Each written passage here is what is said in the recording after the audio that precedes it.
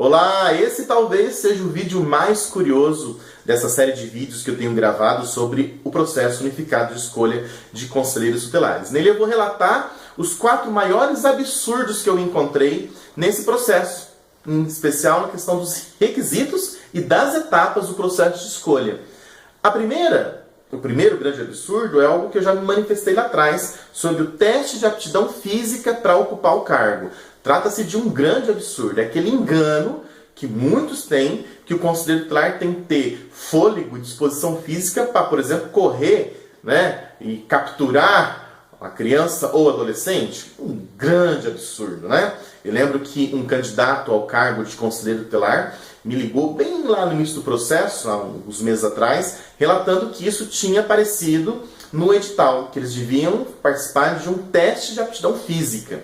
E aí, através de uma orientação, entraram em contato com o Ministério Público e esse teste caiu. Na verdade, deficiência física não impede o exercício da função de conselheiro tutelar. Eu já contei em um outro vídeo que eu conheço vários conselheiros tutelares que são cadeirantes, surdo-mudo, por que não? Não é?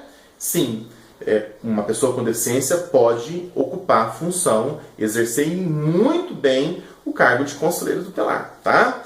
Primeiro absurdo. Segundo, limite de idade para se candidatar. Talvez, olha, eu fiquei muito assustado ao receber a cópia do edital onde dizia que a idade máxima para se candidatar era 50 anos. Então o candidato tinha que ter entre 21 e 50 anos. Isso caiu também facilmente, era uma regra presente no edital.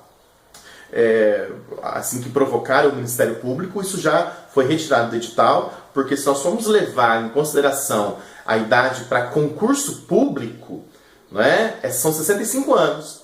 Mesmo assim, para ocupar a função, por causa da questão da aposentadoria, do plano de cargos, a questão da função pública é uma outra história.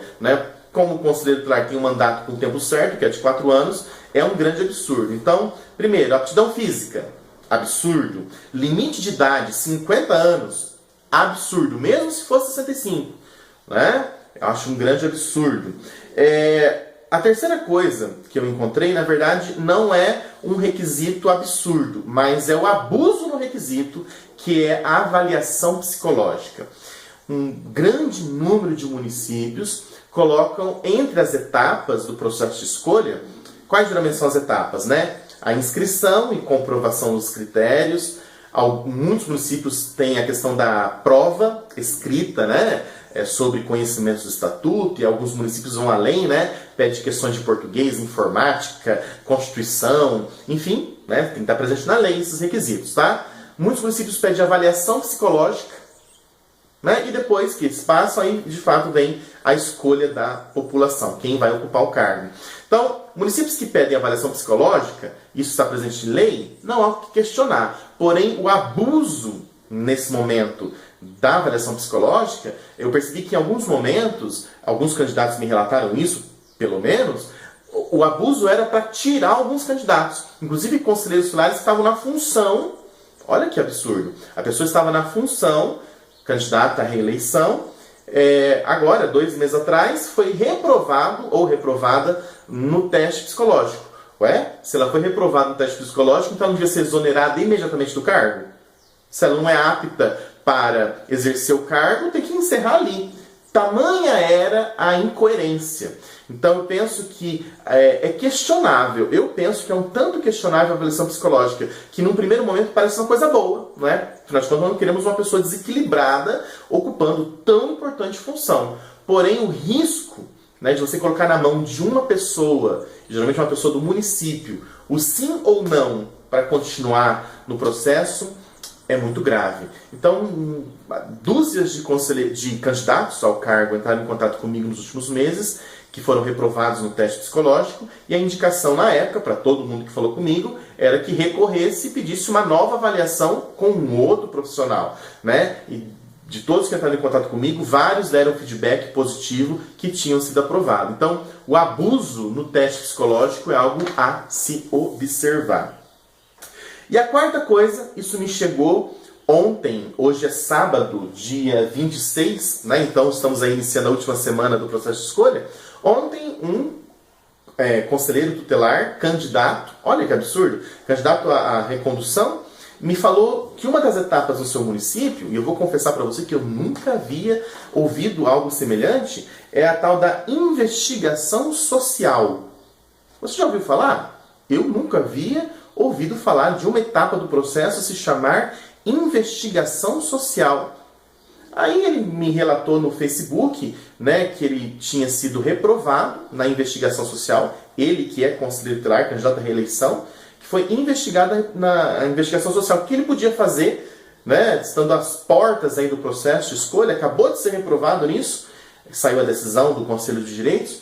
Aí eu, como nunca tinha ouvido falar o que era investigação social, eu conversando com ele no bate-papo ali do Facebook, que é algo que eu gosto muito, né? Então, se você ainda não está comigo no Facebook, saiba que tem 3 perfis lá, né? A página para você curtir, o perfil 1 está lotado, deu 5.000 pessoas, e o perfil 2, pede para eu te adicionar lá, vai ser uma alegria estar contigo. Então, ele estava conversando comigo, disse, não, me dá seu telefone que eu vou ligar para você, eu quero entender. Eu nunca ouvi falar, né, sobre investigação social. E ele me deu o telefone, liguei, conversei com ele um pouquinho, e ele me explicou que é o seguinte, faz-se uma reunião com pessoas, né, delegado, promotor, e aí eles vão falar sobre a vida social do candidato, né? E pelo visto, eles foram reprovados ali porque estavam naquele processo de colocar o conselho no trilho, né? Então deixando de atender, por exemplo, em disciplina, em escola, porque nós sabemos que isso não é papel do conselho. Então, muitas diretoras, se fizeram parte dessa reunião, vão falar que esse cidadão não trabalha, não pode continuar. Mas por quê? Estão se negando a fazer aquilo que não é papel do conselho. Né? O delegado disse que quando chama para ir para a delegacia para fazer a oitiva de adolescente, não vai. Então, ele não serve para ser conselheiro tutelar. Ué, quem tem que ir lá participar da oitiva de um adolescente apreendido por ato infracional deve ser os pais do adolescente, não o conselho tutelar. Então, eles foram reprovados não por uma conduta na sociedade, esse conselheiro bebe, aquela conselheira, não. Foram reprovados, pelo que ele me relatou, porque a rede que fez presente nessa reunião de investigação social reprovou a conduta dele como conselheiro. Então, é um absurdo, né? Eu indiquei, ele já tinha feito isso, na verdade, entrado com mandato de segurança contra um absurdo.